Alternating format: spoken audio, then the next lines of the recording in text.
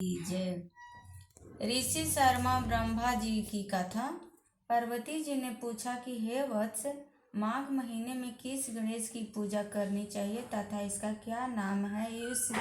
उस दिन पूजन में किस वस्तु का नैवेद्य अर्पित करना चाहिए और क्या आहार ग्रहण करना चाहिए, इसे आप सविस्तार बतलाने की कृपा करें। गणेश जी ने कहा, हे माता, माघ में भालचंद्र नामक गणेश जी की पूजा करनी चाहिए।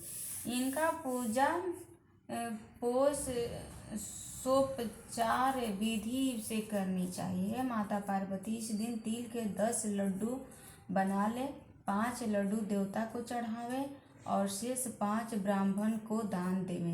ब्राह्मण की पूजा भक्ति पूर्वक करके उन्हें दक्षिणा देने के बाद उन 5 लड्डुओं को उन्हें प्रदान कर दे। हे देवी, तिल के 10 लड्डुओं का स्वयं आहार करे। इस संबंध में मैं आपको राजा हरिश्चंद्र जी का वृत्तांत सुनाता हूँ। सतयुग में हरिश्चंद्र नामक एक प्रतापी राजा हुए थे। वे शास्त्र क्षत्रिय धर्म में कटु सरल स्वभाव, सत्यनिष्ठ और विद्वान ब्राह्मणों के पूजक थे। हे देवी, उनके शासन काल में अधर्म नाम की कोई वस्तु नहीं थी। उनके राज्य में कोई अपाहिज, दरिद्र या दुखी नहीं था। सभी लोग आदि व्याधि से रहित एवं दीर्घायु होते थे। उन्हीं के राज्य में एक ऋषि शर्मा नामक तपस्वी ब्राह्मण रहते थे। एक पुत्र की प्राप्ति होने के बाद ही वे स्वर्गवासी हुए। पुत्र का भरण पोषण उनकी पत्नी करने लगी। वह विधवा ब्राह्मणी भिक्षाटन के द्वारा पुत्र का पालन पोषण करती थी। उस ब्राह्मणी ने माघ मास की संकटा चतुर्थी का व्रत किया था। वह पतिव्रता ब्राह्मणी गोबर से गणेश जी की प्रतिमा बनाकर सदैव पूजन किया करती थी। हे पार्वती, भिक्षाटन के द्वारा ही उसने पूर्वोक्त रीति से तिल के 10 लड्डू बनाए। इसी बीच उसका पुत्र गणेश जी की मूर्ति अपने गले में बांधकर स्वेच्छा से खेलने के लिए बाहर चला गया।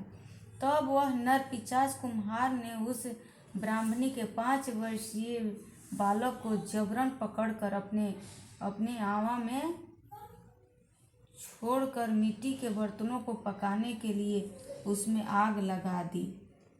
अधर उसकी माता अपने बच्चे को ढूंढने लगी।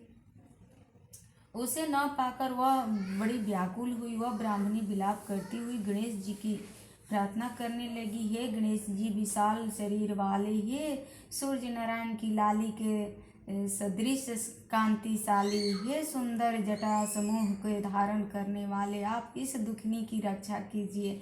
हे गजानन, हे 4 भुजाधारी, हे मस्तक पे चंद्रमा को धारण करने वाले, हे विनायक, हे अनाथों के नाथ, हे वरदायक, मैं पुत्र के वियोग में व्यथित हूँ, आप मेरी रक्षा कीजिए। वह ब्राह्मणी इसी प्रकार आधी रात तक विलाप करती रही। प्रातः काल होने पर कुम्हार अपने पके हुए बर्तनों को देखने के लिए आया।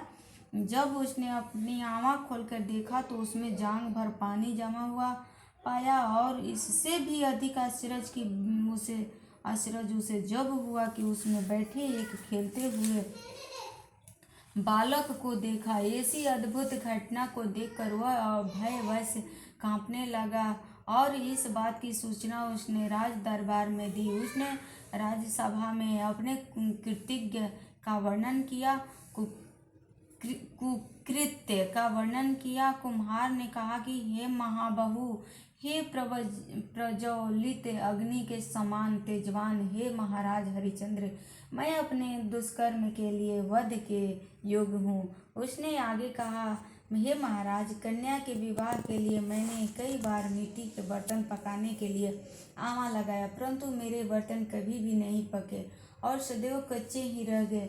तब मैंने भयभीत होकर एक तांत्रिक से इसका कारण पूछा। उसने कहा कि चुपचाप किसी लड़के की तुम बलि चढ़ा दो, तुम्हारा आवा पक जाएगा। मैंने सोचा कि मैं किसके बालक को बलि दूं। जिससे बालक की बलि दूंगा वह मुझे क्यों कर जीवित छोड़ेगा। इसी भय के से हे महाराज, मैंने दृढ़ निश्चय किया कि किया कि इसे ही बैठाकर आग लगा दूंगा। मैंने अपनी पत्नी से परामर्श किया कि ऋषि शर्मा ब्राह्मण मृत हो गए हैं, उनकी विधवा पत्नी भीख मांग कर अपना गुजारा करती हैं। अरे वह लड़की को लेकर क्या करेगी? मैं यदि उसके पुत्र को बलि दे दूं तो मेरे बर्तन पक जाएंगे। मैं इस जघन्य कर्म को करके रात में निश्चित होकर सो गया। प्रातः जब मैंने आंखें खोलकर देखा तो क्या देखता हूँ कि उस लड़की को मैं जिस स्थिति में बैठा गया था वह उसी तरह निर्भय भाव से बैठा है और उसमें जांघ भर पानी भरा हुआ है। इस भयावह दृश्य से मैं कांप उठा और इसकी सूचना देने आपके पास आया हूँ। कुम्हार की बात सुनकर राजा बहुत ही विस्मित हुए और उस लड़के को देखने के लिए आए बालक को प्रसन्नता पूर्वक खेलते देखकर मंत्री से राजा ने कहा कि यह क्या बात है, यह किसका लड़का है? इस बात का पता लगाओ। इस आवे में जांघ भर जल कहाँ से आए? इसे कमल से के फूल कहाँ से खिल गए? इस दलिद्र कुम्हार के आवे में वह दूर्ण मणि के समान हरी हरी दूब कहाँ से उग गया है? बालक को न तो आग की जलन हुई, न तो इसे भूख प्यास ही लगी ही है। यह आवे में भी वैसा ही खेल रहा है मानो अपनी घर में खेल रहा हो।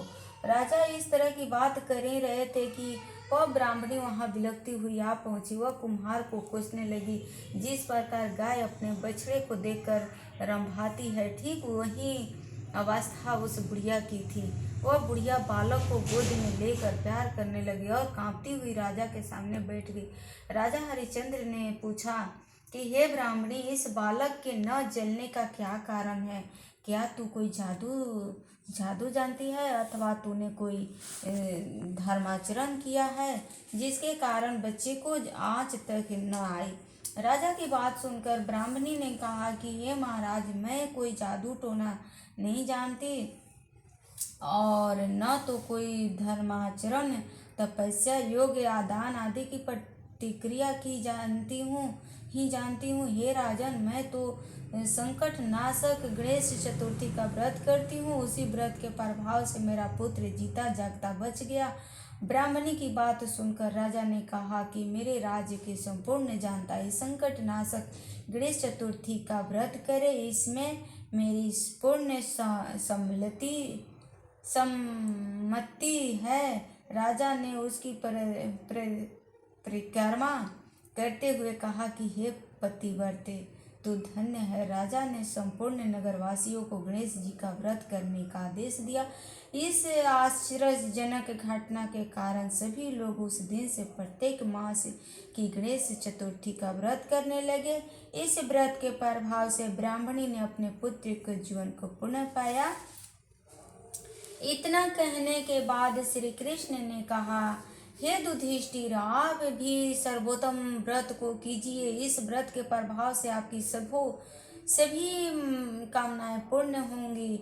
आप मित्रों, पुत्रों और पौत्रों को सुख देने वाले साम्राज्य को प्राप्त करेंगे। हे महाराज, जो लोग इस व्रत को करेंगे उन्हें पूर्ण सफलता मिलेगी। भगवान श्री कृष्ण की बात से युधिष्ठिर बहुत प्रसन्न हुए और माघ कृष्ण गणेश चतुर्थी का व्रत करके निष्कंठ राज्य भोगने लगे। प्रेम से बोलो गणेश भगवान की जय, लंबोदराय भगवान की जय। टाइम कितना होता बुआ? हो गया 6 मिनट है 9 बजने में। तब तो आरती कर ली ना।